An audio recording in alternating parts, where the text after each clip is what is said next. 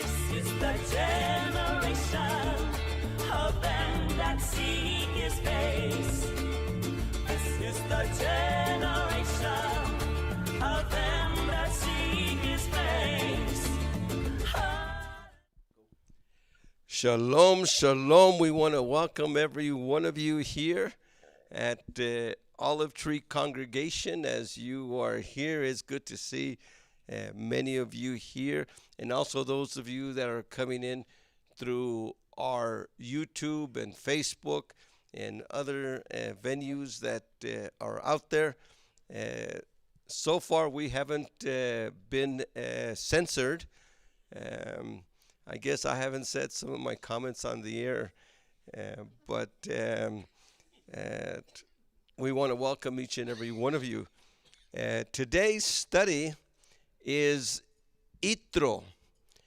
And Yitro, of course, means Jethro in English, or the way we pronounce Yitro in English is Jethro. And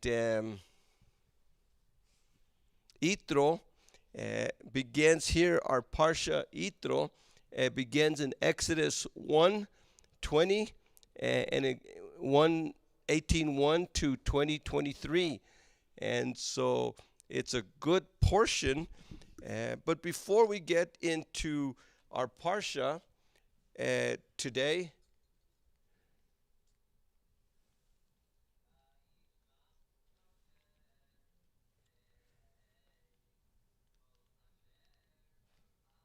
I want to dedicate today's study in memory of Mark Allen Arrington, 1944 to 2021.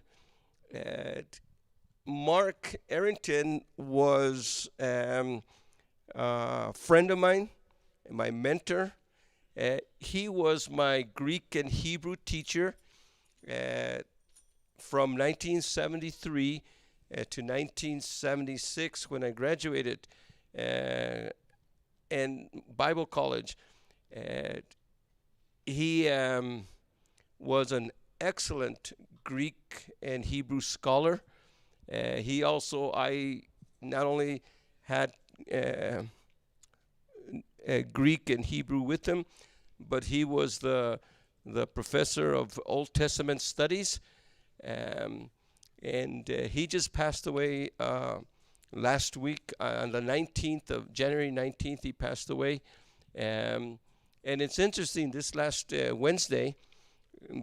Tuesday, when we were studying our men's group, all of a sudden, because of a discussion before class, I decided to teach some Hebrew, and I was mentioning to the men about my studies in Hebrew. So that night, I found out that my Hebrew teacher had actually passed away. And so he will be missed by his family. So be praying for the family of Mark Allen Arrington. I remember he was from Texas, north of Amarillo. And when spring or summer break would come, he'd say, you have a free ride to Albuquerque. So he dropped me off in Albuquerque. He would go to Texas, and on the way back he'd pick me up, and so we spent a lot of time on the road just talking Bible and Greek, Hebrew. I was able to meet with him a couple of years ago. I hadn't seen him since back in the late 70s, early 80s, and a couple of years ago I did meet him in Dallas. And I showed him my Hebrew Aleph Bet Ulpan book that I wrote. He was, it's kind of like a student being able to show it to your teacher. Look at the book I wrote, and he was blessed by it. I gave him a copy. He will again be missed by his family. And so today. We bless the memory of Mark Allen Arrington, He was a long, tall Texan. I remember one time he dropped me off at my mom's house, and my mom, we lived in an old adobe, the old-fashioned type adobes, and he was this long, tall Texan. He comes in, and his head was about that much from the ceiling,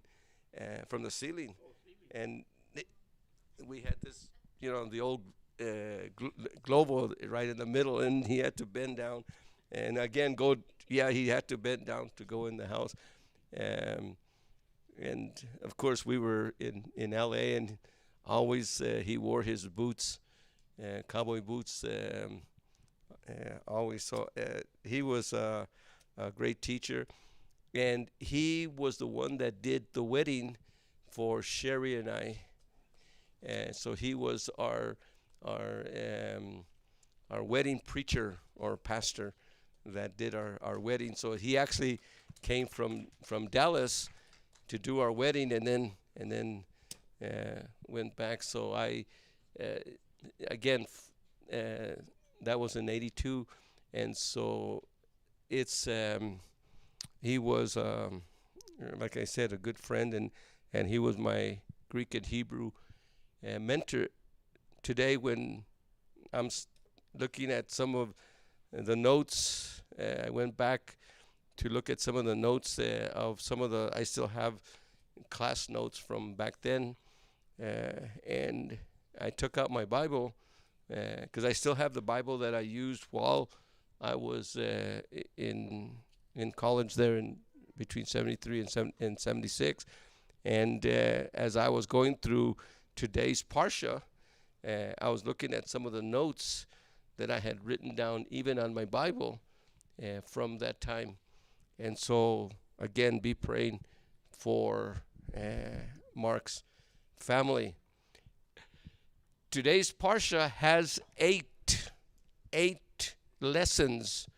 The meeting of Jethro or Yitro with Moses, the appointment of judges, the Israelites come to Sinai, Yahweh promises a covenant, preparing for the covenant, the theophany at Sinai, the Decalogue, and the law concerning the altar. Of course, there's a lot of other things we're going to look at, and some things we're not going to look at, but every year Adonai gives us a different lesson and a different study on the same things. Now, the first here in chapter 18, beginning with verse 1 through about 8, is the meeting of Itro and Moses. Now, Itro heard of the Exodus. He heard of the miracles. Remember, he was in Midian, and Moses and Zipporah and the two sons had come with Moses to Egypt, and then Zipporah is sent back to Egypt while the Exodus takes place, and through caravans and others, Yitro heard of the Exodus, this mighty miracle that Adonai had done. And so he comes back, and again he brings back Zipporah with the two sons, and they rejoice. Two things I want to mention today is a fellowship meal. Go with me to verse 12, 18:12. By the way, in 18:10, 18:9 actually, he hears how Yahweh had rescued, had saved Yeshua, again, from that same root, them. And Yitro rejoiced at all of Yahweh's goodness to Israel in rescuing them from the Egyptians' hand. Blessed be Yahweh. Baruch Yahweh. Baruch Yahweh. Blessed be Yahweh. And so Yitro blesses Yahweh. Again, it is not known if Yitro was a follower of Yahweh, but he was a follower of El Elyon also, which is a designation for Yahweh. But over here in verse 13, he says, now I know. I've heard, but now I know that Yahweh is greater than all Elim, than all the other Elohim. He is greater than all the other gods. And so is this the time that he gives his complete allegiance, complete life to Yahweh? Now, and then he does some sacrifices there. Itro Hoten Moshe, Hoten is father-in-law, offered a holocaust and sacrifices to Elohim. Remember, it is not in the covenant of Moses that the sacrificial system began. A lot of people have this idea that Moses began the sacrificial system. No, the sacrificial system dates back to right after the garden, right after the first sin. As soon as Adam and Eve sinned, the first sacrifice took place where Yahweh sacrifices a lamb, and with the skins of the lamb has a kipporim, a covering over Adam and Eve, covers their guilt and shame. And the next time we see sacrifices is when Cain and Abel come, and Abel offers a first fruit sacrifice and of a lamb, and Cain offers a first fruit sacrifice of grain and of the first fruits of the field, although he only offered some. It says not the best, not the first, but some. And so the sacrificial system we see all the way from Adam through Abel, through Noah. And so this is nothing new. And we see the sacrificial system as it's spread out through the sons of Noah into all the peoples of the world and all the religions of the world that were formed right after the Tower of Babel continued to do the sacrifices again from their understanding from Adam to that time, albeit they sacrifice now to idols and to other beings, other spirits that had appeared to them, and to false gods. But we see here that Yitro is aware of the sacrificial system, and he offers sacrifices to Elohim, not to other gods, but to Elohim. And Aaron came with all the elders of Israel to share the meal. One of the most important understandings here, and this just to share the meal, that is such a key lesson for us, because this lesson also has to do with Passover.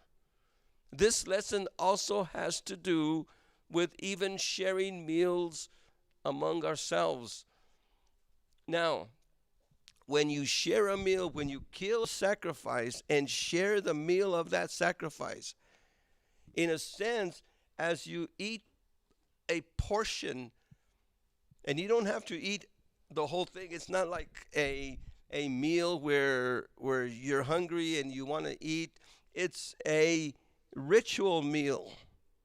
It's a ritual communion sacrifice where you just take a portion. Everybody there takes a portion, and as you eat a portion of that sacrifice, whatever the sacrifice was for, in this case, in thanksgiving to Yahweh because of what he had done for Israel in rescuing from Pharaoh and from Egypt. And everyone that partook of that sacrifice and ate of it was saying, "Thank you, Adonai." And now you become part of that Thanksgiving prayer. You become part of that. In a sense, that's the same way it was with Passover. On Passover night, when we eat of the portion, when our ancestors ate of the portion of the Korban Pesach, the actual lamb, the Korban Pesach lamb, and they ate a portion, then they were in cahoots in a sense with what the Passover was. When Yeshua says, as often as you eat this bread, as often as you drink this cup, do this in memorial of me. That memorial, that means that we are in cahoots with what Yeshua did on the cross and his death. That's why Paul says, the bread that we eat is a communion with the body of Messiah. The cup that we drink is a communion with the blood of Messiah. The actual word there, communion, in the New Testament Greek, is the word koinonia, a commonness, a cahootness with them. And that's why it's important that we understand Passover from a biblical perspective, not from a rabbinic perspective, not even from a Christian Catholic perspective, but from a biblical perspective. And this idea that Yitro sacrificed, and Aaron and the elders and Moses and this fellowship of men that was there that partook of the meal, now sharing that meal was a communion, was a sacrifice communion, a fellowship meal. And it says, with the father-in-law of Moses in the presence of Elohim. This was a ritual sacrifice with a ritual meal that was common in those days, and part of the Passover and part of Yeshua's sacrifice, and should be even part of our sacrifice. In fact, when it came to Passover and we're going to look at 1 Corinthians 6 today, 5 and 6. But in 1 Corinthians chapter 5, there was a brother there, a brother that was sitting in the congregation there. And this brother was living with his father's wife, with his stepmom. And Paul rebukes the congregation and says this man should be excommunicated, handed over to Satan for the destruction of the flesh, Paul says. And then he says he cannot be part of you because Messiah, our Passover, has been sacrificed. Therefore, Paul says, let us keep the feast, not with the leavened bread of unrighteousness, but with the unleavened bread of sincerity and truth. So this man that was living in sin, that was going to partake of Passover, the coming Passover, that Passover's just around the corner there. Paul says to the Corinthians, you can't do that. You got to kick him out. In fact, just down several verses down there in 1 Corinthians 5, at the end of the chapter, Paul says that you should not even eat a meal with a brother Christian, with a brother believer, with a brother messianic, who is a drunkard or is living in habitual sin. Don't even have a meal with a person like that. And in Hebraic understanding, in Middle Eastern understanding, you just don't eat with anybody. Today, everybody eats with, oh, hey, come on, join us. But in Middle Eastern thought, even to this day, when someone invites you to come and eat at their house, it is a big thing because they don't do that to everybody. It's only once you join in, and once you eat with someone, then in a sense there is a bond. There is a bond, and that's, in fact, there's what's called the salt covenant, and you put some salt on the challah bread and you eat it, and it's almost like it's a covenant. You're making a covenant with who you're sharing the challah with, and saying, we can't break our covenant of eating and sharing together. And again, we could go on and on, but I don't want to. There's other stuff to look at over here.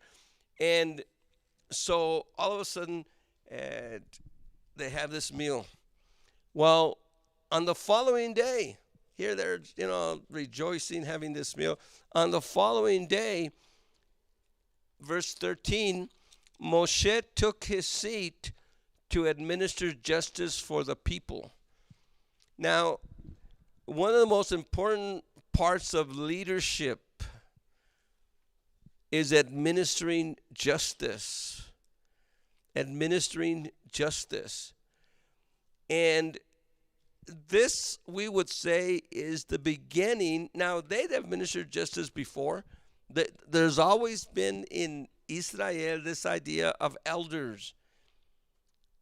And the elders of Israel, there was already elders, and the elders took care of the leadership. And in a sense, Moses, as the deliverer, the one whom Adonai sent, and Adonai gave him authority, now becomes, in a sense, the sole arbitrator of justice and the administrator of justice.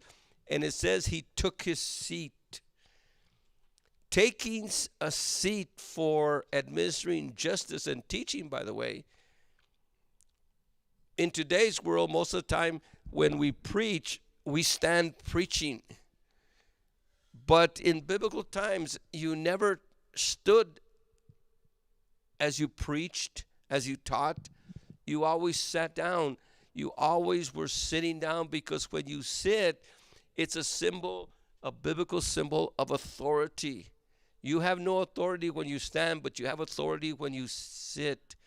Same thing. How many of you have ever been before the judge? Don't raise your hands, because I don't want to, You've been before the judge. And when you're there before the judge, you're standing and he's sitting. You're not sitting and he's standing. It's the opposite. He has the authority. He's on the bench. We call it the bench, the bar. The bar is that dividing line between him and you when you pass the bar and you become part of law and lawyering, and you are part of this and that.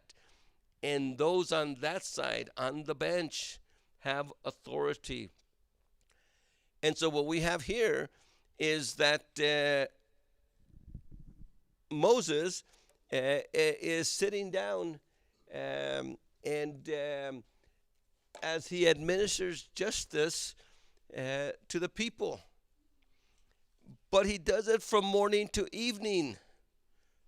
And all of a sudden you have, can you imagine, with one congregation, all the situations that come up? Can you imagine over 1 million people? Husbands and wives, brothers and sisters, primos, in-laws and outlaws, and all kinds of bickerings and all kinds of grumblings. We've already seen some of the grumblings they grumbled to Moses about. Can you imagine? Not only we don't have water, we want food, but he did that. No, he's encroaching on my property. They were showing in the news that situation that occurred in Pennsylvania between the two. Anybody see that? Between the two neighbors, because these guys were shoveling snow, and I guess that guy thought that the neighbor was shoveling the snow to his property, and they got in a fight, and they started, saying obscenities to one another, and then the guy comes in with a gun and kills the husband and wife, right, and it was captured on someone's security camera, and then he kills himself. All kinds of bickerings. Have you ever had? Now again, don't raise your hands now.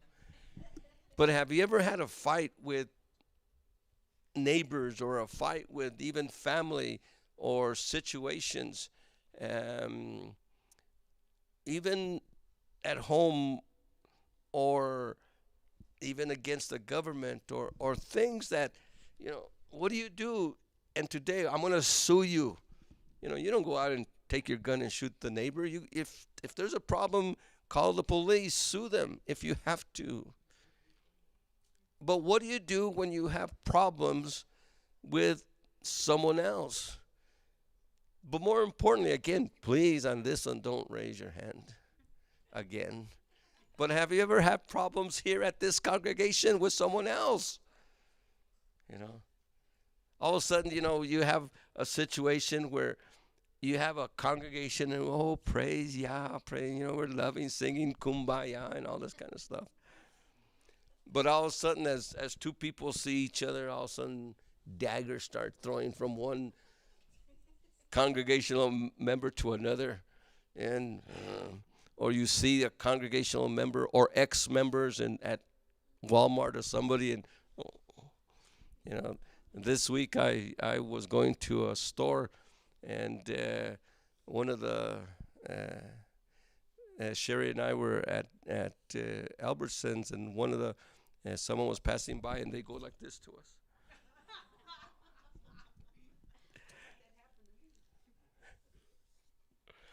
And it's like you have problems with someone, and what do you do? What did Moses do? On a daily basis. On a daily basis. From morning to night, he administered justice. He was the mediator, the go-between, the judge for all the situations. And it says there, observing what was going on, Yitro, and when he saw what Moses was doing, Yitro comes and tells him, Moses, what are you doing? What's going on? And Moses says, in fact, go to verse 15. Because the people come to me to bring their questions for Elohim, or questions to Elohim, between one and the other, and they have some dispute, and I settle the differences between one and the other, and I instruct them in the statutes and his decisions, in the mishpatim and chukim. Remember, Adonai had given mishpatim and chukim. In fact, last week, I believe, we saw where one instance where mishpatim and chukim were given.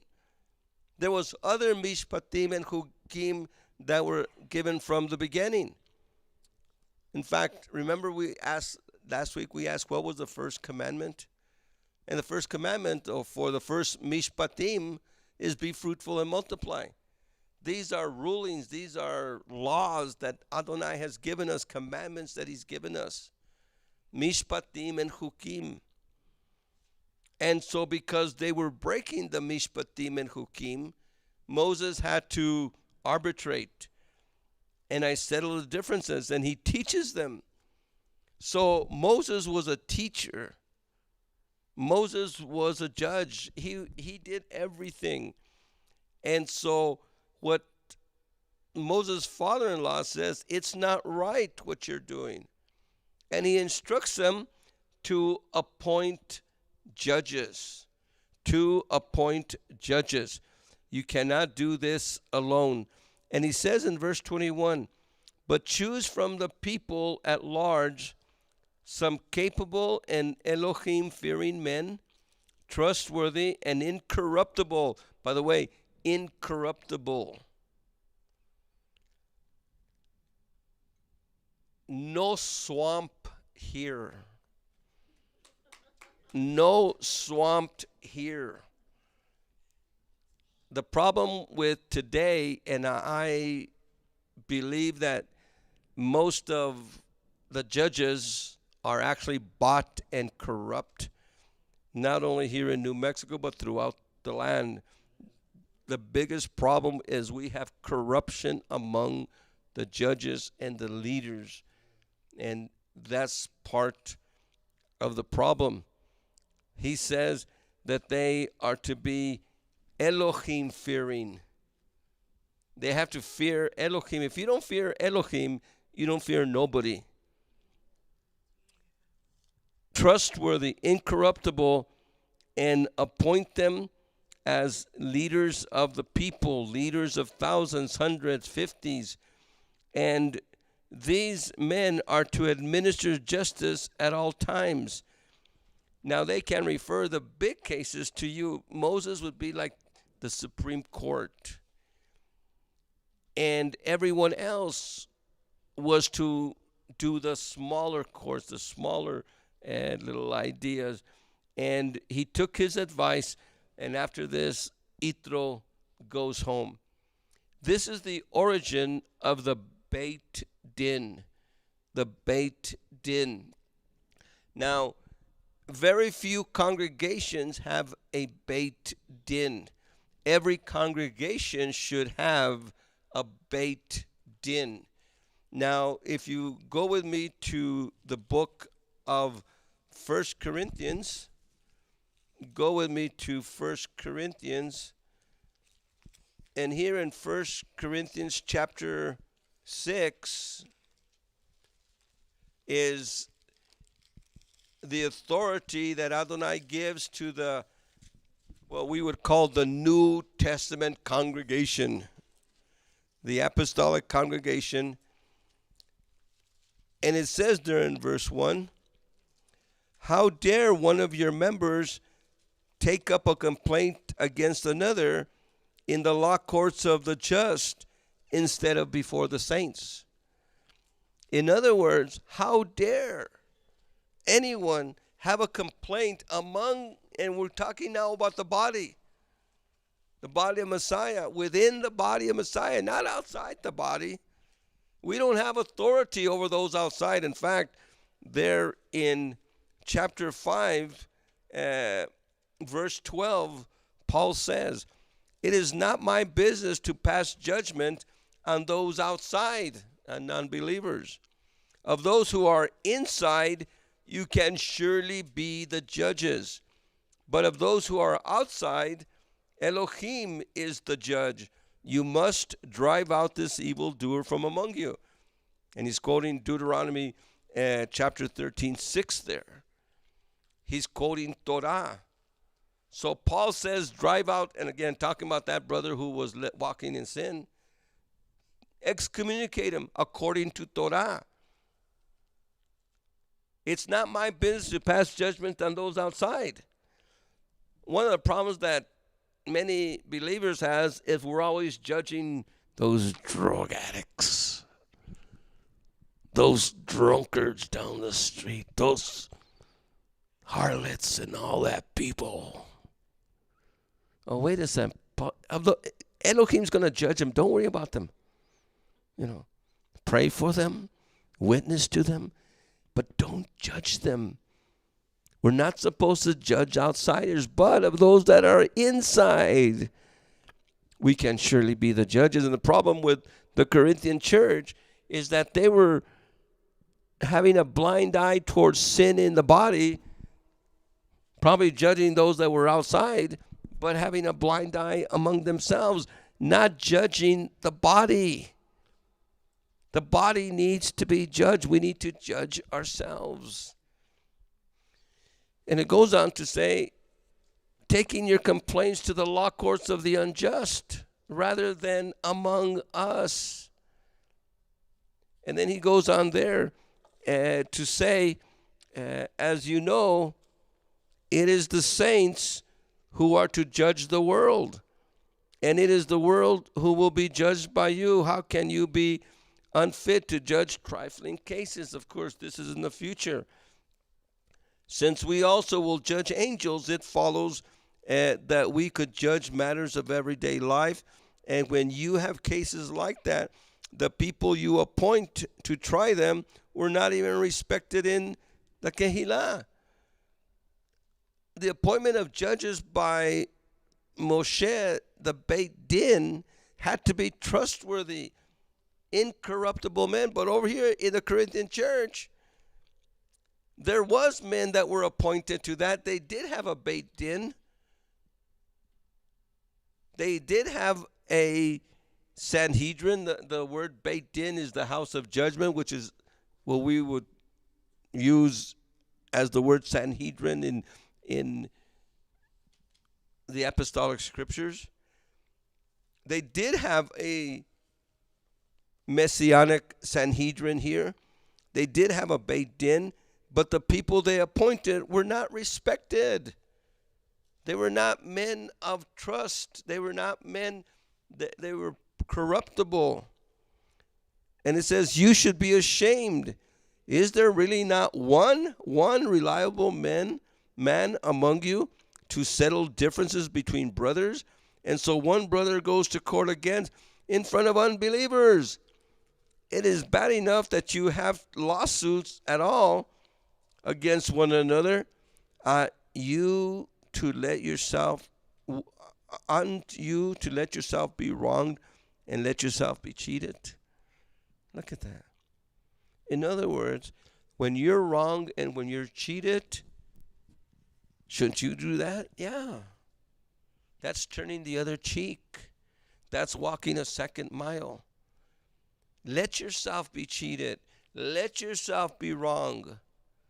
But if you don't want to be cheated and wrong, if you can't take the other cheek, then at least go before the Beit Din of the congregation. At least take your case to the elders, the judges of the congregation. Don't take your case to City Hall. Don't take your case to Metro Court. Every congregation should have a Beit Din. And in this congregation, we have a Beit Din. Myself, Elder Gilbert, Elder Dave are the Beit Din here. If there's any need and you have a problem with someone or someone has a problem with you, bring it before the body. Situations. And again, it's you go to court, you go to arbitration, and this is done, and it should be settled right away. It should not, again, go on for ages. You bring, and this is what Scripture says, this is what you do, here's where you need to repent, or here's where you need to do this, and allow Adonai to do the work. And so that's the establishment of a Beit Din. Anybody has questions that, of course, we would be happy to spend some time answering questions on Wednesday nights. At this point, on chapter 19, the Israelites, 3 months after they came out of the land of Egypt, on that day, the sons of Israel came to the wilderness of Sinai. So the Israelites come to Sinai.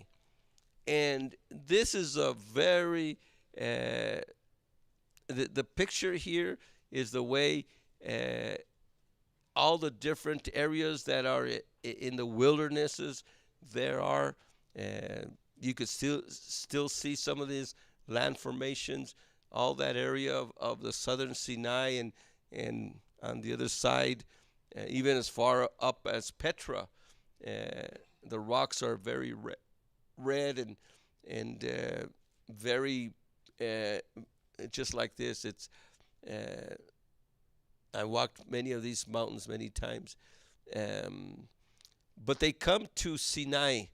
Now, notice that it says 3 months after they came out of the land of Egypt. Or some scriptures, some translations say on the 3rd month. The Hebrew says, Bechodesh Ha Sheleshi, on the 3rd Chodesh. And the word Chodesh is month or new moon. Now, one of the traditions that has risen is the tradition that on what we call Shavuot, 50 days after first fruits, on Sivan 6, the tradition says, is when the Torah was given on Mount Sinai. Again, I don't know that. That's just a tradition. And I'm going to be honest with you that I don't know if this tradition is true or not. And the reason I don't know, and I'm going to say this too, nobody else knows. And the reason we don't know is because we're not given exact dates. We're not told exactly. Now, what is the 3rd month? Now, is the 3rd month 60 days or is it 90 days? 3 months is 90 days. Again, 30-day months in Hebrew, 90 days. But on the 3rd month would be 60 days. But, wait a second, I thought Shavuot is 50 days, yes. So I have my doubts that the Torah was given on Shavuot. And one of the main reasons for this is at this time there was no Shavuot. There was no Shavuot. In fact, Shavuot won't be given until the book of Leviticus when they get to Sinai and Adonai starts giving Moses a lot of the Mishpatim and Chukim. And there is no place in any scripture that has to do with Shavuot that it commemorates the giving of the Torah or even the arrival at Sinai. There's no place that it talks about that. In fact, Shavuot is a wheat agricultural celebration. And of course, there was no wheat over here. And so I have my doubts. So whenever you hear people say about, Shavuot or the day of Pentecost being the celebration of the giving of the Torah, listen to that, but take it with a grain of salt because, again, that's just a tradition. A tradition. And I don't want to say this tradition is fact. Now, a lot of my colleagues say it's fact. It did happen. I don't know. And I think we need to keep our minds open for Adonai to give us truth and for Adonai to share with us. And we teach what we know, but we don't teach what we don't know. And if somebody says, well, that's a tradition, well, that's a tradition. That's okay. But remember, a lot of traditions are wrong. A lot of traditions, a lot of stories are wrong. And sometimes we put things together and we make stories so that we could help one another, or we could, well, I don't know if that really happened, but it sounds good. Passover, we left Egypt, unleavened bread, we ate unleavened bread, and then 50 days later, we got to Sinai. Well, it sounds good, but again, don't bank on it. Don't say it's true. or that it happened, because Scripture doesn't say. But it does say 3 months afterwards. That's still pretty vague, but at least it's close enough. So I'll just say 3 months later, we got to Sinai. We stayed, by the way, in Sinai for 1 year. And it does say on that day, 3 months, on the third month, on that day, on that very day, the sons of Israel came to the wilderness of Sinai. From Rephidim, they set out again. And when they reached the wilderness of Sinai, there in the wilderness, they pitched their camp. There facing the mountain, Israel pitched their camp. And so Moses goes up right away. It says, verse 3, Moses then went up to Elohim, because Yahweh called him from the mountain. Now look at this. And I would encourage you to, when you read this portion, go home and read this portion. Moses goes up, Moses goes down. Moses goes up, Moses goes down. Moses goes up, Moses goes down. And again, count how many times Moses goes up and count how many times Moses goes down. And so he goes up to Adonai, and Adonai speaks to him. And here, Yahweh promises a covenant. And let's start reading from verse 4. You yourselves have seen what I did to the Egyptians when I carried you on eagle's wings and brought you to myself. From this you know now.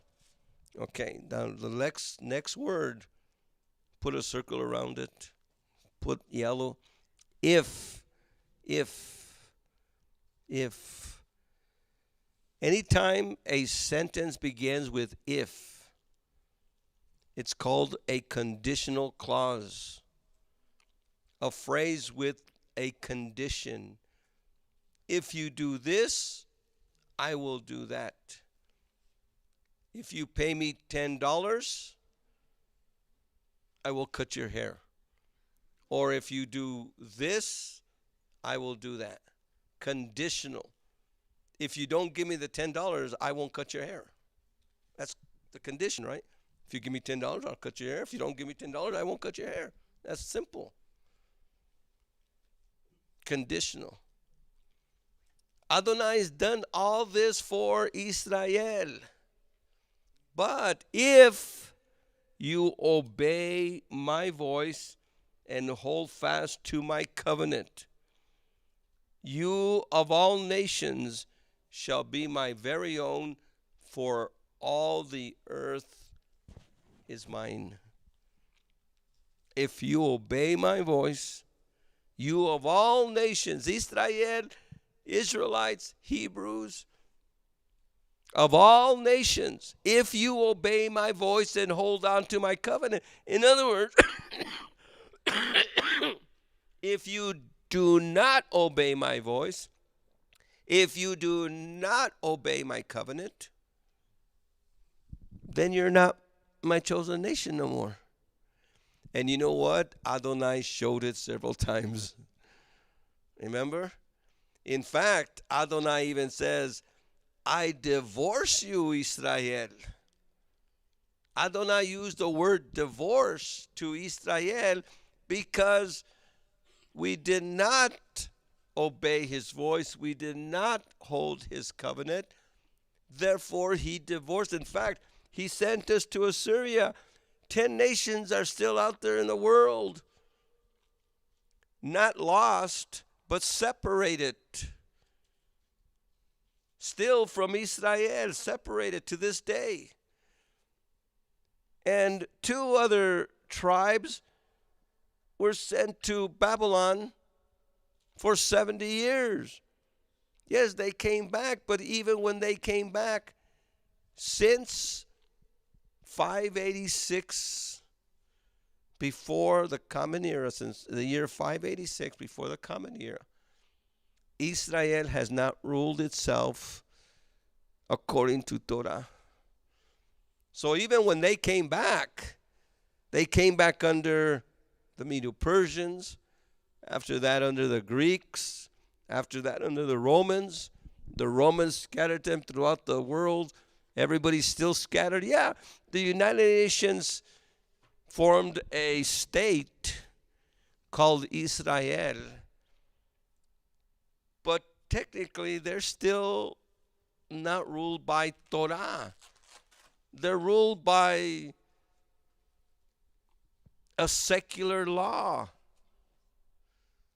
Israel is not still, since 586, still hasn't been under Torah. It'll come back to Torah completely only when Yeshua comes in the millennium for 1,000 years, and Yeshua is going to be here. And then Israel is going to come back as the promise is. And I will count you a kingdom of priests, a consecrated nation, a holy priesthood, a consecrated nation.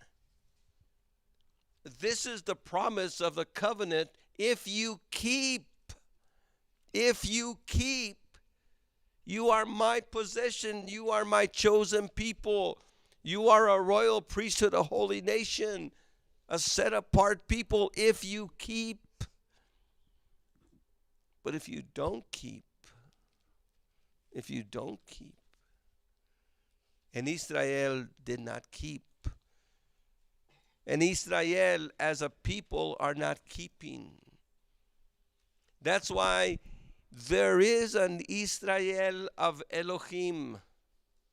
There is an Israel, an olive tree of Israel, that is made up of those who have been baptized in the name of Yeshua. That is the Israel that Adonai is holding on to. Just like it says in the book of Romans, not all Israel is Israel. To be a Jew is not to look like a Jew. There is a circumcision that is not performed by human hands, Paul says. It's a circumcision of the flesh. And those who are under Messiah should be under that circumcision. Those who are under Messiah are the holy nation today, the people set apart.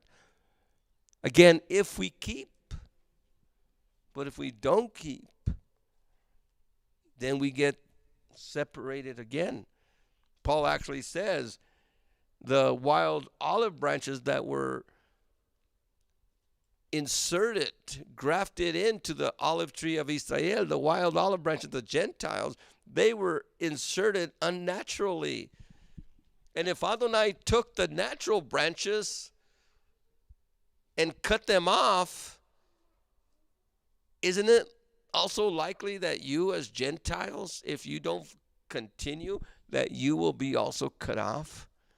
And the answer is yes. Yes. No one, no Jew, Israelite, Hebrew, or Gentile can say, I am Israel, if we're not keeping the covenant. Now remember, Adonai is promising a covenant. I will make a covenant, an agreement. And this is a conditional agreement. This is a conditional agreement. It's not unconditional like the Abrahamic covenant. That was unconditional. This is a conditional covenant. If you keep. Again, we're not talking about salvation. The unconditional is salvation, but this is a conditional. of possession of the land, of being that royal nation, holy priesthood. Those are the words you are to speak to the sons of Israel. So Moses went and summoned the elders. Again, he comes down and putting before them all that Yahweh had bidden him. Then all the people answered as one, all that Yahweh has said, we will do. All that Yahweh has said, we will do. In other words, they said, we will keep the covenant. We will keep the covenant. When they said that, they signed on the dotted line. It's just like I say, I'm going to give you this house if you do what I say. And you say, I'll do what you say. Let me sign on the dotted line. And you sign on the dotted line, but the page is blank. Now I could fill in what I want. Think of it. Adonai makes a conditional covenant with Israel. And he tells them, if you obey, you are my chosen people, my possession. They said, we will do what you say, we will obey. And they signed on the dotted line.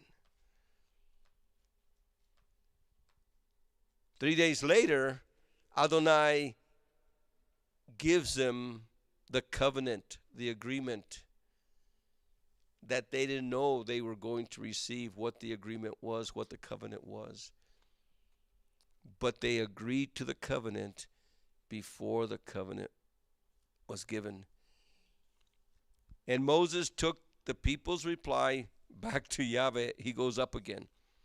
Yahweh said to Moses, I am coming to you on a dense cloud, so the people may hear when I speak to you and may trust you always.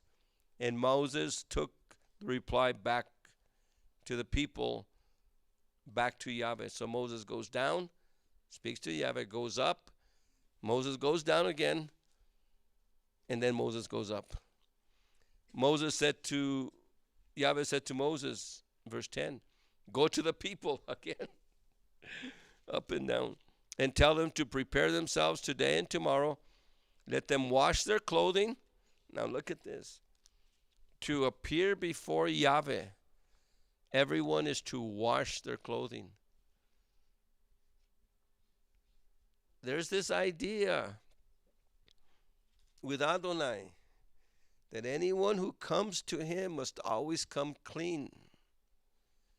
There's an idea of cleanliness with Adonai, even outward. In today's world, it doesn't matter how you go to church as long as you go. Well, with Adonai, there's this idea that you can't just come, like even the priests. We're going to see in a few weeks where Adonai invents underwear. Adonai invents underclothing. Because when the priest ministered before Adonai, from their gowns, and I have a priestly garment back there from a Levitical priest garment from Israel, from the priesthood, and from the top of the head to the ankles, a priest was covered. A priest was constantly covered. But underneath the robes, Adonai told them that they are to make these, what we would call today skivvies. A skivvy is like a trunks that with legs to the thighs. Someone like what we would call boxer shorts, but a little bit longer. And Adonai told them to make those so that they could wear them under their outer clothing. because Adonai, and he told them to make a ramp so that they don't go up in steps to the altar, that a ramp would be there, because Adonai doesn't want to see even their ankles. And Adonai tells them, when you come into my presence, wash your clothes. And it goes on to say there, hold themselves in readiness for the third day, because on the third day, Yahweh will descend on the mountain of Sinai in the sight of all the people. And you will mark out the limits of the mountain and say, take care not to go up to the mountain or to touch the foot of it. Whoever touches the mountain will be put to death. No one must lay a hand on him. He must be stoned or shot down by arrow. Whether man or beast, he must not remain alive. When the ram's horn sounds a long blast, they are to go up to the mountain. And so the mountain of Sinai, there was a preparation for the covenant, a consecration, clothing, even separating the men, separating from their wives for those 3 days. And you could see the people that were to be gathered around the mountain, but not even get close to the mountain. And because Adonai was in the mountain, only Moses could go to the top. In fact, a couple of times, Aaron and Joshua, and one time some of the elders could go up the ramp, as you see there in the right, but they had to stay at the bottom. Only Moses was allowed to go to the top of the mountain. And at this point, there would be a theophany. A theophany is an appearance of Elohim, where Elohim appears. And anyone who would try to go up, the people down there must either stone him or shoot an arrow to him, that he may die and not go to the mountain. So Moses came down from the mountain again to the people in verse 14 and bade them to prepare themselves. And they washed their clothing, and he said to the people, be ready for the third day. Do not go near any women. Verse 16, now at daybreak on the third day, there was peals of thunder on the mountain, and lightning flashes, and a dense cloud, and a loud trumpet blast, and the sound of the shofar. And inside the camp all the people trembled. And he brings them to the mountain. In verse 19, louder and louder grew the sound of the trumpet and the peals of thunder.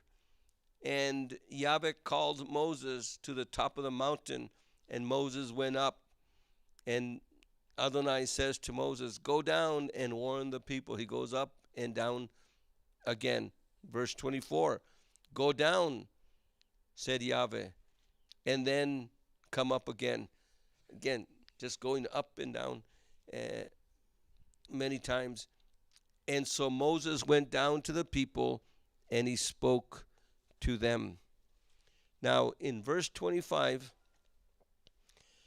on the third day, thunder, lightning, and Yahweh appears on the mount. Now remember, Moses is downstairs.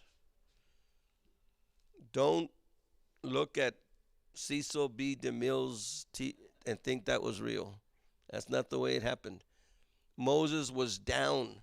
And Adonai does not give Moses the 10 commandments on stone.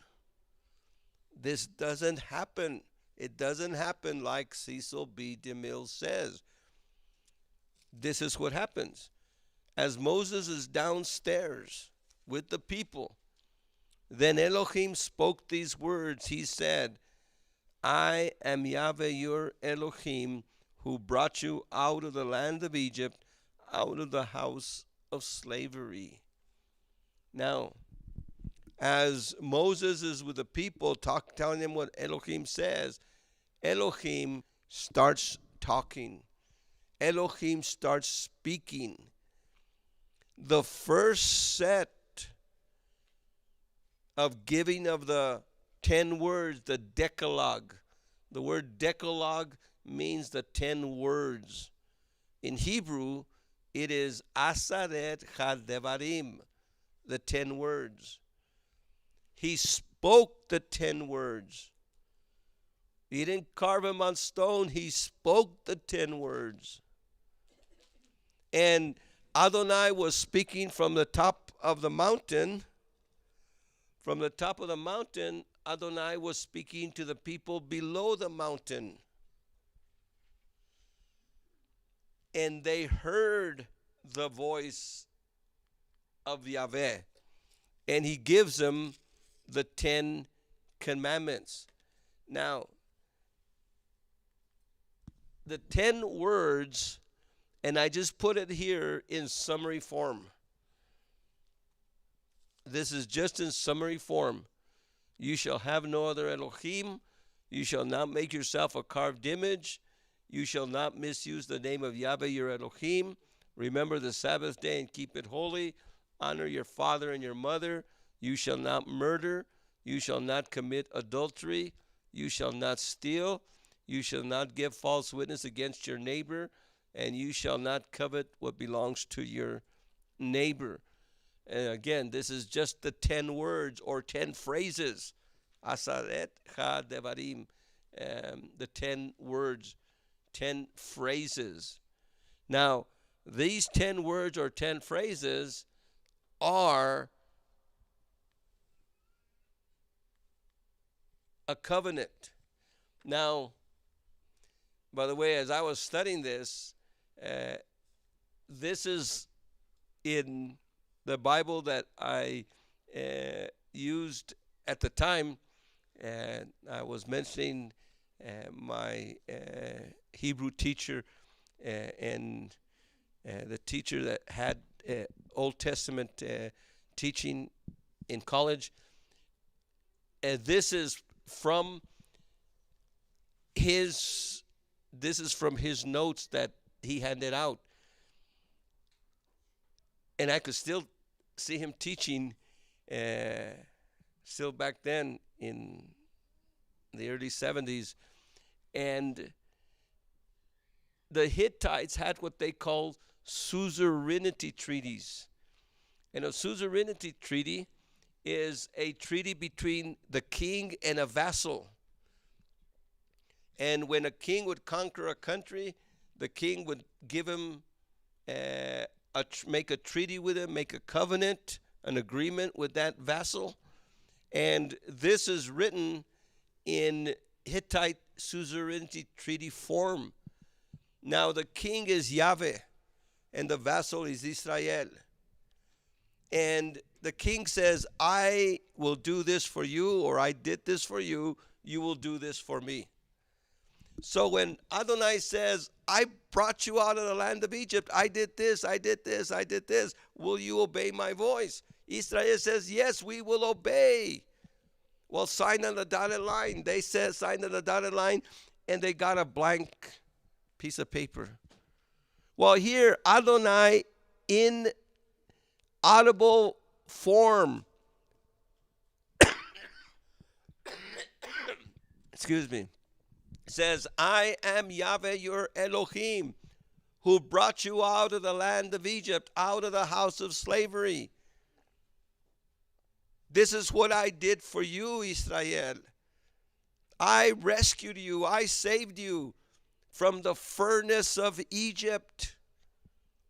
This is what I have done for you. Now, this is what you will do for me. See, a covenant has to have two people. Party of the first part and party of the second part. The party of the first part, the king, If you do this, I will do this. And over here, he says, I am Yahweh who rescued you, brought you out of the furnace of Egypt, the house of slavery. Now, you shall have no other Elohim besides me. No other God brought you out. It wasn't Moloch. It wasn't any of the Baals. It wasn't Ra. It wasn't all these gods of Egypt or gods of Babylon. It was me, Yahweh, your Elohim. I did this. You will then have no other Elohim before my face. You shall not make yourself a carved image. You shall not misuse the name of Yahweh, your Elohim. No, it doesn't say you shall not use. Anyone who does not allow you to use the name of Yahweh is false. You should not be censored. One of the biggest censoring has been on the name of Yahweh. Why should you censor something that he tells you to use? By this name, you shall call upon me. Remember the Sabbath day and keep it holy. Honor your father and your mother. You shall not murder. You shall not commit adultery. You shall not steal. You shall not give false witness or false evidence against your neighbor. You shall not covet. This is a covenant, and it's in covenant form. Now, the reason many countries did that, but back in the 70s, they had found a load of these treaties, and what we find in the Bible is exactly the way other countries at the time were doing it. And so Adonai has one condition, and he fulfilled it. They have 10 conditions that they signed on the dotted line that we need to fulfill. By the way, these are the 10 commandments, not the 9 suggestions.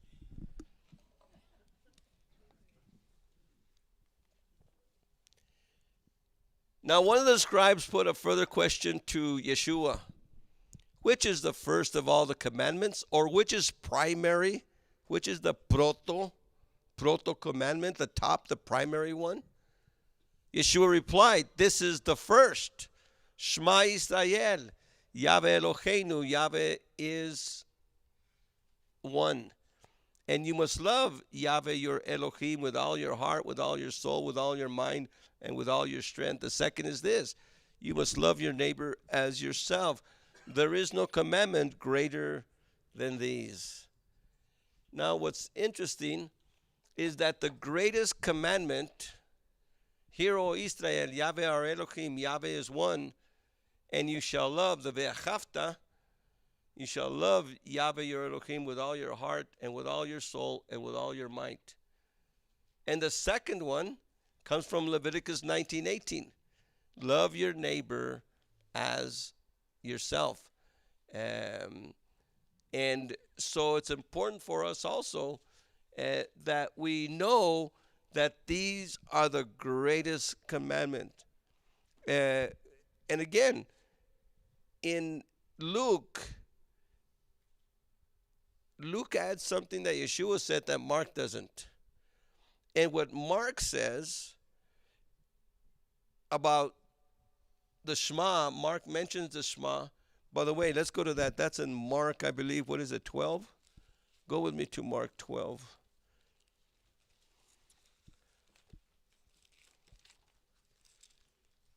And what Mark doesn't add, Luke adds. And what Luke says is, Mark, it's Mark 10.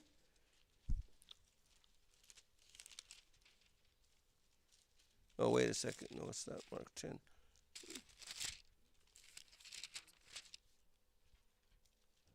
Uh-oh, where is it?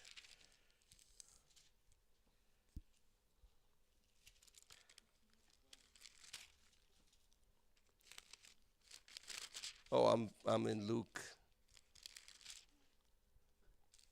Yeah, Mark 12. Mark 12:28 to 34. And what Luke adds, and it's Luke 10:25. That's where Luke 10:25.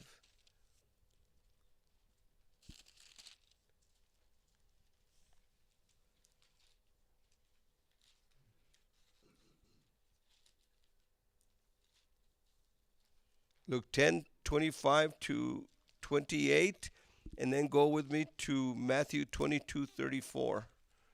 Matthew 22:34. These are the three places that this is found.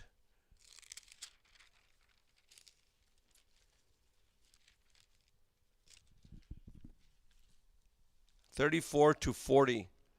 So in Mark 12:28, Luke 10:25, and Matthew at 22:34 are the three places where we are told that the greatest commandment is to love Yahweh and love your neighbor as yourself.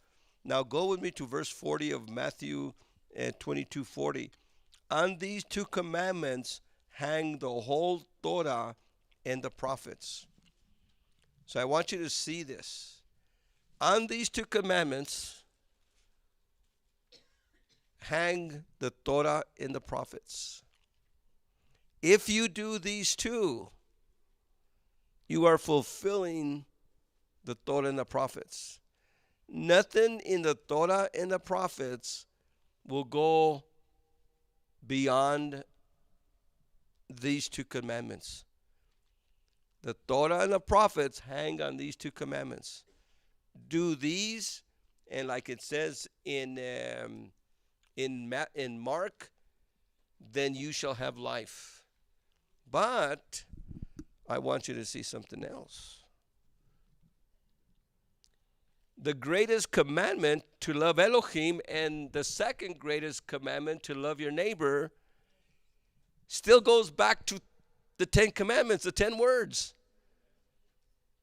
How do you love Elohim? How do you love your neighbor? You love Elohim by not having other Elohim. You love Elohim by not making yourself carved objects. You love Elohim by not misusing his name. You love Elohim by keeping the Sabbath. That's how you love Elohim.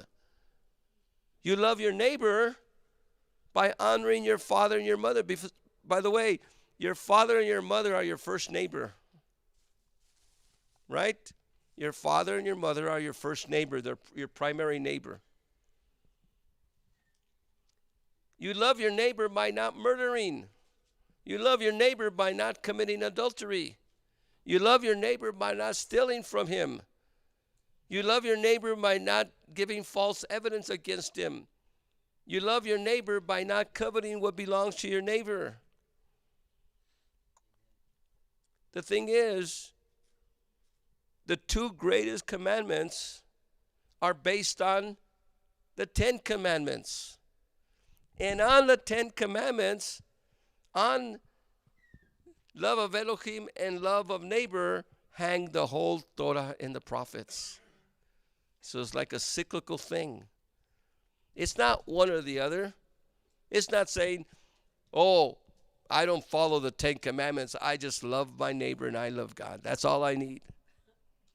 But if you steal from him, if you commit adultery, if you have other Elohim, if you have an idol, you're not really loving Elohim the way he wants to be loved. See, this is the covenant on how he wants to be loved and how he wants you to love your neighbor. The covenant is based on love. Loving him, loving your neighbor. If you obey my covenant, if you obey, then you shall be a kingdom of priests.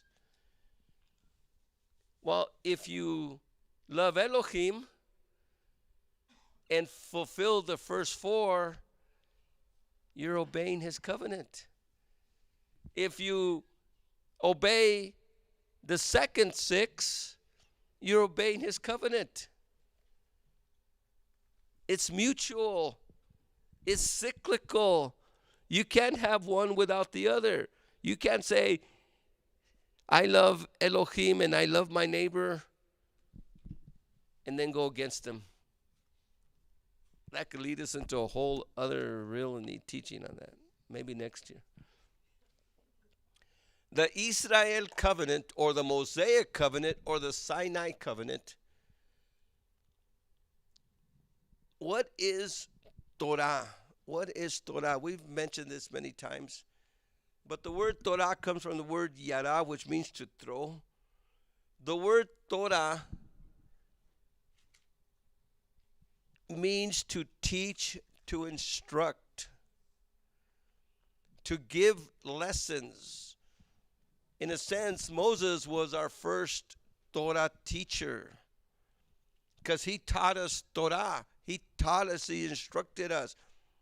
In fact, an instructor is a teacher, someone who throws out words. I'm yada, yada, yada. And that word means to throw out, throw out, throw out. In fact, there's an ordination, yore, yore, yore. What is Torah? It's throwing out instruction, teaching.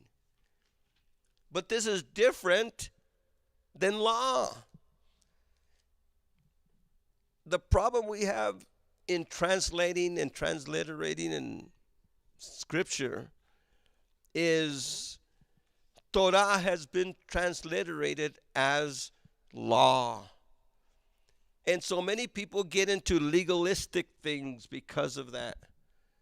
And part of the philosophy here at Olive Tree, and we talk about this all the time, so you stay here listening to us for a while, and you'll learn a lot of more differences.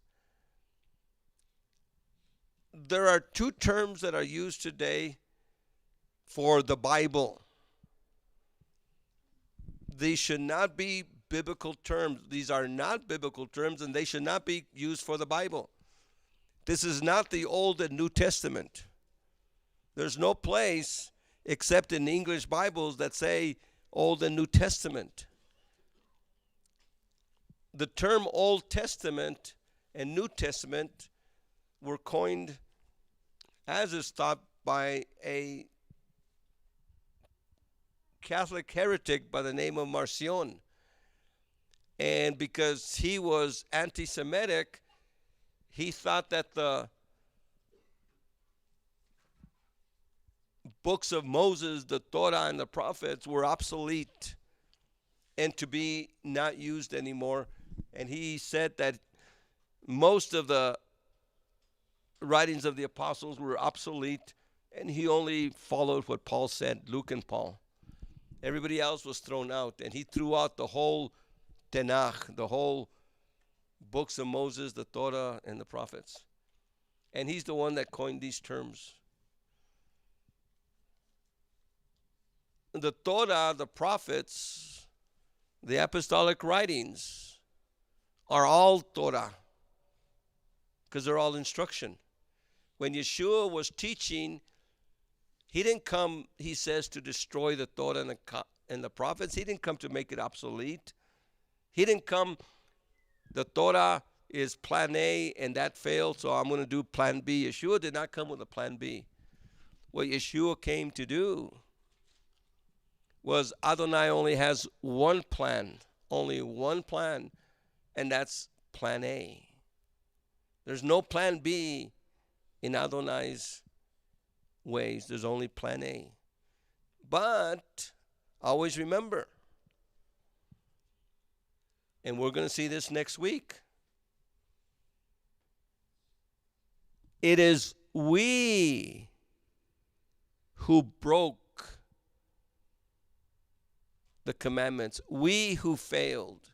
Not the commandments who failed, as is taught today, But the commandments are still in place. All 10 commandments and other things that Adonai is going to give us are still in place. But what we need to do is we need to look what Yeshua came to teach us about the continuation of Plan A. Well, we're going to close here. We were going to go through each one of these, but of course that's going to be too long before.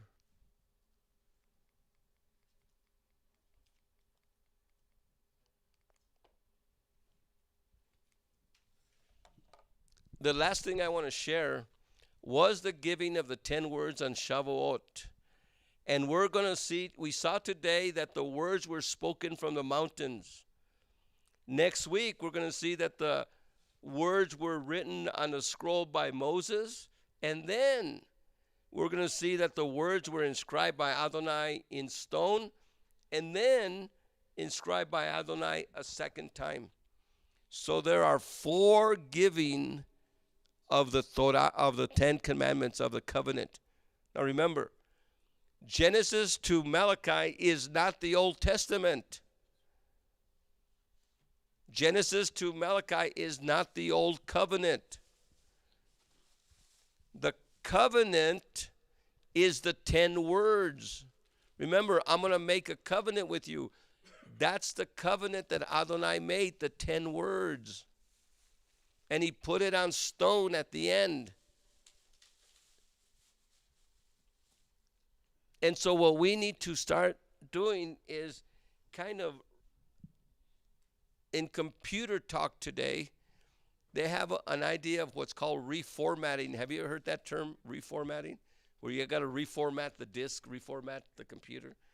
We need to reformat our computer, our mind, to look at things not from Jewish, Christian, not from the ideas that we have been taught, but we need to format it to the biblical way. The biblical way. By the way, what's happening in the world today is the beast system. By the way, on Wednesday nights, this Wednesday will be our last teaching on the beast system. Before we get into Passover, we're talking about what is the beast system. And what's going on in the world today, what's called the New World Order, is a reformatting of the world. They want to reformat the world. In fact, they're calling it the Great Reset. Have you ever heard of the Great Reset? They're resetting the world to their way. Everything that's going, even this COVID thing, they're using that for their purposes. A lot of people don't realize that the coming in of Biden is so much part of that reset. And the New World Order and the beast system that is coming. And so please join us on Wednesday night for that. We're going to be talking what is the 10-nation confederacy, who's the Antichrist. By the way, Biden is not the Antichrist. Please do not. He is not the Antichrist. So don't. All these people are going nuts on some of this stuff. All these conspiracy theories. Don't get involved in those conspiracy theories. But we're going to be talking about that. Let's go ahead and stand.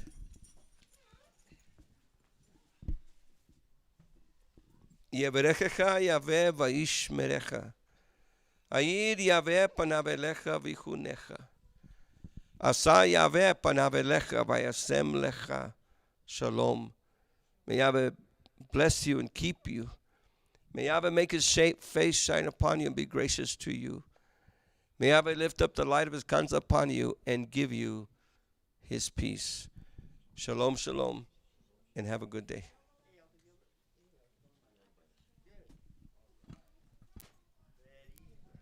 Shalom, shalom. Welcome to Olive Tree Fellowship and Torah Unleashed Ministries.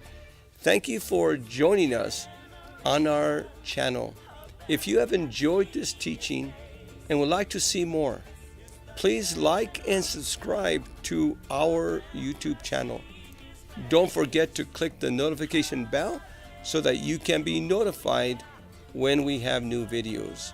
If you would like to support Olive Tree Fellowship and Torah Unleashed Ministries, please visit us at olivetreefellowship.com or torahunleashed.org.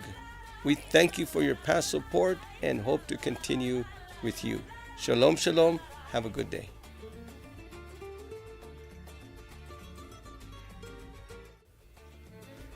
Shalom, shalom y bienvenidos a Olive Tree y a la Torah desatada. Les doy gracias a ustedes y a Adonai por su apoyo que nos han dado aquí. Y si quieren continuar a hacer una donación, pueden ir aquí en torahunleashed.org o en olivetreefellowship.com y ahí pueden dar una donación. Su apoyo, su ayuda es importante en estos días. Shalom, shalom.